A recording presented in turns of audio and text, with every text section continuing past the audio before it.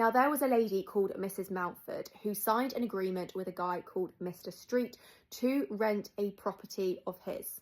The agreement that she signed had a clause saying that this is a license and not a lease. Fast forward a few years later, where a dispute arose and it ended up going through the courts, and it ended up in the hands of the House of Lords. Now, as a side note, it would have been in Mrs. Mountford's best interest if what she had signed was a lease rather than a license, due to her protection of eviction as well as proprietary rights. After the House of Lords examined the case, they established that what she had was indeed a lease rather than a license. So even though she had signed an agreement saying that she was signing a license rather than a lease, it was established that she in fact had a lease.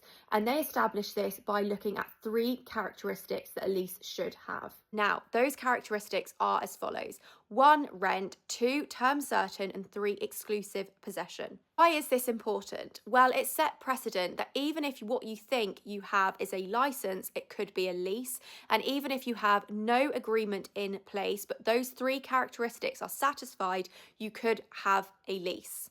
Now, obviously, you would need to speak to a solicitor because each of those 3 characteristics have their own definition. So you would need to know what constitutes rent, what constitutes time certain, and what constitutes exclusive possession. So the moral of the story is, if you are a residential or commercial landlord, make sure you know what constitutes a license and what constitutes a lease.